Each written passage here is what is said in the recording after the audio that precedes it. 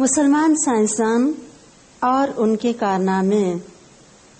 مسلمانوں نے جب قرآن پاک کو صحیح طرح سے پڑھا اور سمجھا تو انہوں نے اس حقیقت کو جان لیا کہ اللہ تعالیٰ یہ چاہتے ہیں کہ اس کے بندے اس کی کائنات پہ غور و فکر کریں، اس کی قدرتوں کو دیکھیں اور ان میں چھپی ہوئی جو فوائد ہیں، جو انسانوں کے لیے چیزیں ہیں، ان سے انسان فائدہ اٹھائیں۔ کائنات پہ غور و فکر ہوا، چاند سورج کو غور سے دیکھا گیا، ستاروں کو غور سے دیکھا گیا، اور اس طرح آہستہ آہستہ غور و فکر کرتے کرتے ایسٹرونومی میں مسلمان ماہر ہو گئے۔ دکھی لوگوں کی خدمت بہت ثواب کا کام ہے کہ اللہ کی مخلوق کا انسان کام آتا ہے، تو اس پہ غور و فکر ہوا، ریسرچ ہوئی، اور مسلمانوں نے طب یا میڈیسن کے فیلڈ میں ایکسل کر دیا، ساری دنیا کو پیچھے چھوڑ دیا۔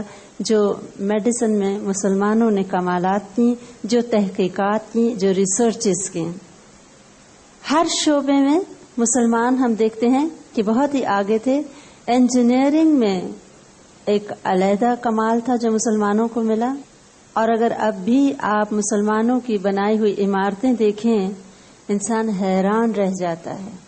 آرکیٹیکچر، کنسٹرکشن، فن، کاونگ، دیواروں پہ نقش و نگاری، اس میں بھی کمال ہے۔ پھر قرآن پاک کو خوبصورت انداز سے لکھنے کا شوق آیا، کیلیگرافی میں کمال ہو گئی۔ نہ صرف ایک انتہائی خوبصورت قرآن پاک ہاتھ سے لکھے گئے، بلکہ اس کے ساتھ ساتھ دیواروں پہ ہر آرٹ کو یوز کر کے کیلیگرافی اور آیات خاص طور پہ قرآن پاک کی لکھی جاتی، اتنی خوبصورتی سے لکھی جاتی کہ اسپین میں جب مسلمانوں کی یونیورسٹیوں کو اور ان کی عمارتوں کو انگریزوں نے آ کے دیکھا تو انہوں نے بھی یہ آرٹ یورپ میں انٹروڈیوس کرایا، اور اس چیز کو بہت پسند کیا گیا۔ کیلیگرافی کے ساتھ انگریوڈ دیواروں میں آپ اب بھی دیکھیں، پہلے کی بھی مساجد میں بہت کہیں ٹائلز، کہیں موزیک، کہیں کس انداز سے، کہیں کس انداز سے، تو کتابت کے فن میں بھی ماہر ہو گئے۔ اس کے ساتھ جانوروں پہ تحقیقات ہوئیں، زوالوجی کے فیلڈ میں مسلمانوں نے بہت کام کیا، حیوانات پہ، پودوں پہ غور و فکر ہوا، جڑی بوٹیوں کو دیکھا گیا، جہاں ایک طرف دوائیاں بنی وہاں دوسری طرف باٹنی کے علم میں بھی مسلمانوں نے بہت ریسرچز کی، کتابیں لکھی۔ ہند سے میتھمیٹکس کی مختلف جو لائنز ہیں جیسے الجبرا، جیومیٹری، ٹریگنومیٹری، ان سب میں ہم دیکھیں گے کہ الگ الگ لوگوں نے کتنا کام کیا، اور اس پہ نہ صرف یہ کہ کام کیا بلکہ نئے نئے کانسیپٹس دنیا کو انٹروڈیوس کرائے۔ جیسے الجبرا میں کہا جاتا ہے کہ اس کا اصل موجد جو ہے صحیح معنوں میں جس نے اس کو ڈیولپ کیا ایک پورے سبجیکٹ پہ اور اس میں صحیح علم دنیا کو دیا، تو وہ مسلمان تھے، اور وہ الخوارزمی کے نام سے جانے جاتے ہیں، اور انہی کے نام پہ الگوریدم جو ہے، الخوارزم جب انگریزی میں ٹرانسلیٹ ہوا تو الگوریدم بن گیا، اور آج بھی جو لوگ میتھس پڑھتے ہیں الگوریدم کے لفظ سے خوب واقف ہوں گے۔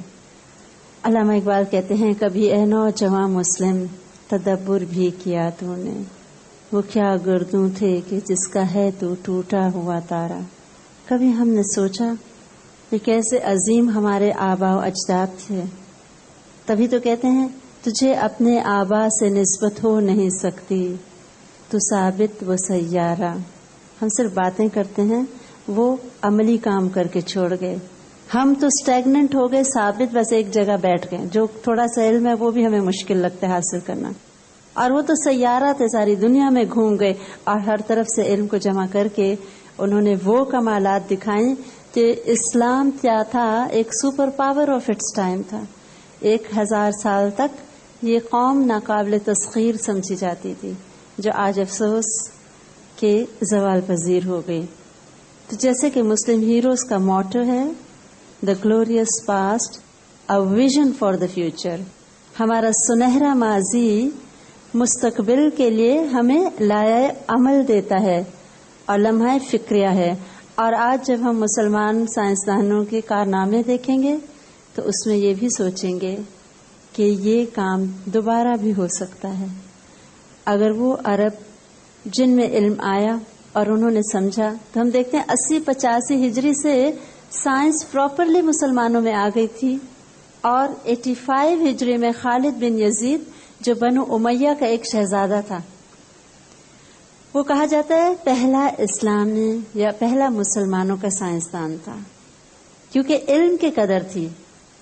خواہ کوئی رائل فیملی سے ہوتا یا عام انسان ہوتا، ہر کوئی علم کی جستجو میں لگا رہا. ہم دیکھتے ہیں کہ کسی نے حدیث میں ماسٹر کیا، کسی نے فقہ میں ماسٹر کیا، کوئی دینی تعلیم و تدریس میں لگا، اور کوئی اللہ کی مخلوق کو فائدہ دینے والے علوم میں ایکٹیو ہو گیا. کیونکہ علم، قرآن اور حدیث سکھاتا کیا ہے کہ آگے بڑھو، اللہ کا بھی حق ادا کرو اور اس کے بندوں کا بھی. اور آپ دیکھیں گے کہ ہر سائنسدان دینی علوم میں پورا کامل تھا. یہ ہو نہیں سکتا تھا کہ کسی کو قرآن اور حدیث کا علم نہ ہو اور وہ صرف سائنٹسٹ بن جائے. تبھی وہ مفید کام کرتے تھے. مسلمانوں نے کبھی ایٹم بم اس وقت نہیں ایجاد کیا تھا، ایسے کیمیکل ویپنز نہیں ایجاد کیے تھے جس سے ساری آبادیوں کو نقصان پہنچے.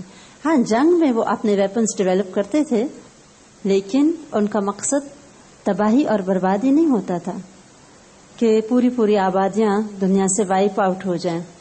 تو خالد بن یزید نے 85 ہجری میں شاہی خاندان کے شان و شوکت کو چھوڑ کے سائنس اور علم کی طرف توجہ دی.